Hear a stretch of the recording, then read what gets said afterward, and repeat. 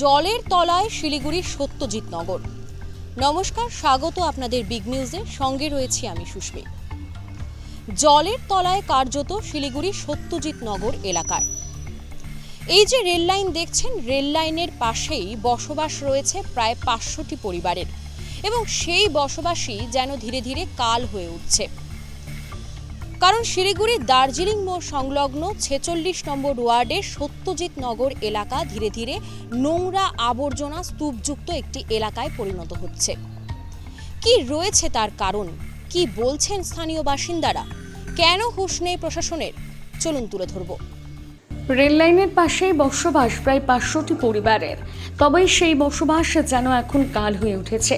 শিলিগুড়ির দার্জিলিং মোড় সংলগ্ন সত্যজিৎ নগর এলাকা, যেটি শিলিগুড়ি পৌর নিগমের 46 নম্বর ওয়ার্ডে অবস্থিত, সেখানে বিগত বহু বছর ধরে ওই এলাকায় বসবাস করছেন প্রায় 500রও বেশি পরিবার। তবে এখন ওই এলাকার রূপ নিয়েছে নোংরা আবর্জনায় ভর্তি একটি এলাকায়। পাশ দিয়ে বয়ে গিয়েছে পঞ্চানন নদী। আগেই নদীর জল পান করতেন এই এলাকার বাসিন্দারা, তবে এখন এই নদী নর্দমায় পরিণত, আর সেই নর্দমার জল প্রবেশ করছে কম বেশি প্রত্যেকের বাড়িতে। বসবাস করার দায় হয়ে উঠেছে এখন, কারণ এখন বৃষ্টির সময়, আর একটু বৃষ্টি হলেই হাঁটু পর্যন্ত নোংরা জল উঠে প্রায় প্রত্যেকের ঘরে ঢুকে যাচ্ছে। বারবার প্রশাসনকে বলার সত্ত্বেও কাজ হয়নি কিছুই। এছাড়া স্থানীয়দের অভিযোগ কাউন্সিলরের বিরুদ্ধেও। তাদের দাবি, কাউন্সিলর মাঝে মাঝে এলেও সাময়িক কাজ করে চলে যান, কোনো স্থায়ী সমাধান নেই। অপরদিকে কাউন্সিলর এই দাবি মানতে নারাজ। তার অভিযোগ স্থানীয়দের বিরুদ্ধে। এদিকে সেই নর্দমার জলে জন্মেছে আগাছা। পাশেই রেগুলেটেড মার্কেট থাকায় নদীতে এসে জমেছে মাছ মজুত রাখার বড় বড় শোলের কার্টুন।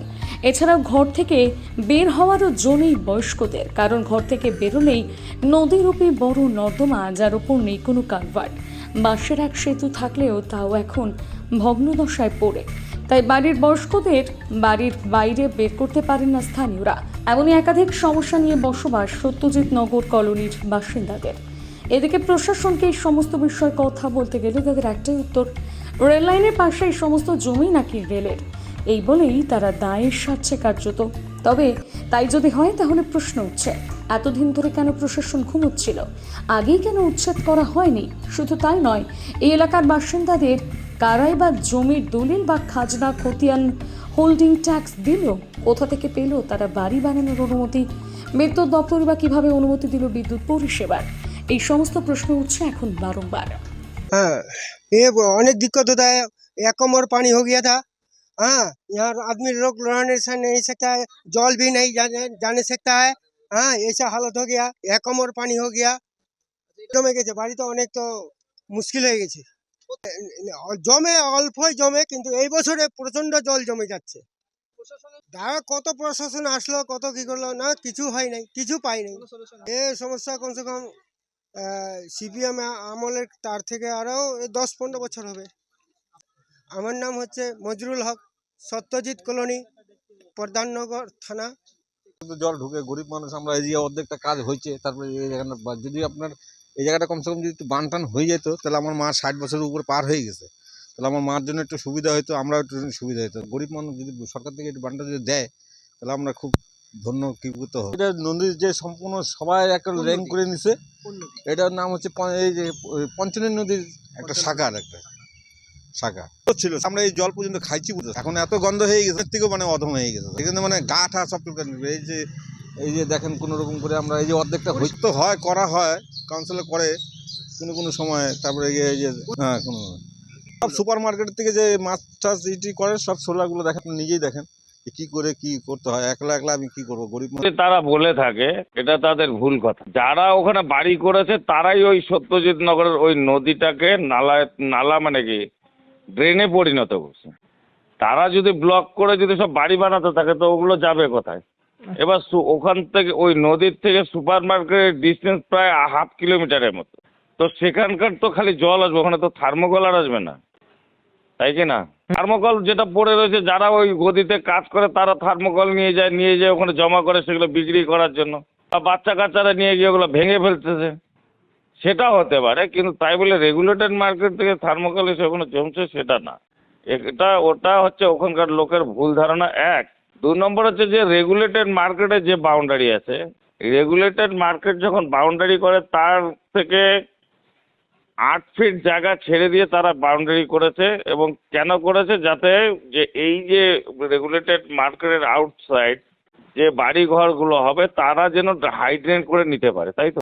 তো সেটাও এরা সব কী করছে, দখল করে কেউ পায়খানা ট্যাঙ্কি বানিয়ে দিয়েছে, কেউ বিল্ডিং বানিয়ে ফেলেছে কোনো জায়গা নিতে। এর জন্য দায়ভার তো আমি নিব না বা কেউ অন্য সরকার নেবে না, এটা দায়ী হচ্ছে এখানকার পাবলিক। এটা যদি তোমরা মনে করো ফেস টু ফেস কথা বলতে চাও, যে ওখানে গিয়ে আমাকে বলতে বলো, সেটাও বলতে রাজি আছে, আমার কোনো অসুবিধা নেই।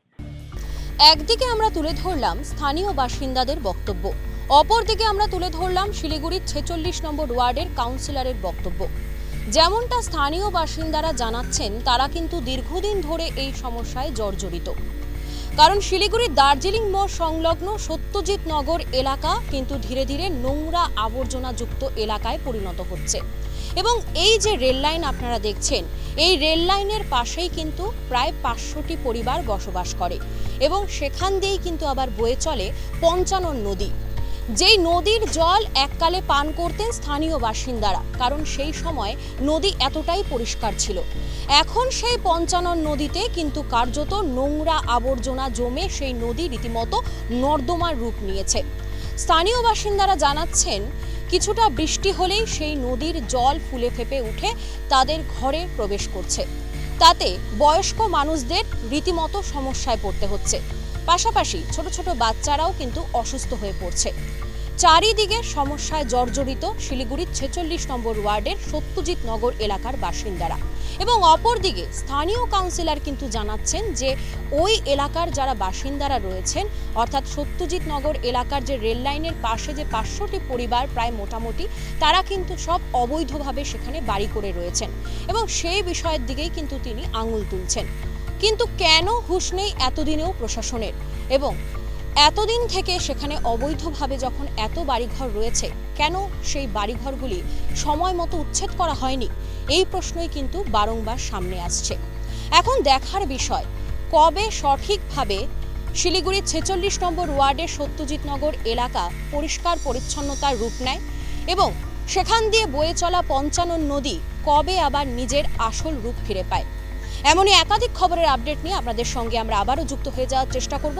ততক্ষণের জন্য আপনারা দেখতে থাকুন বিগ নিউজ, সঙ্গে থাকুন বিগ নিউজের। শিলিগুড়ি থেকে Susmita Sengupta report, big news. ধন্যবাদ।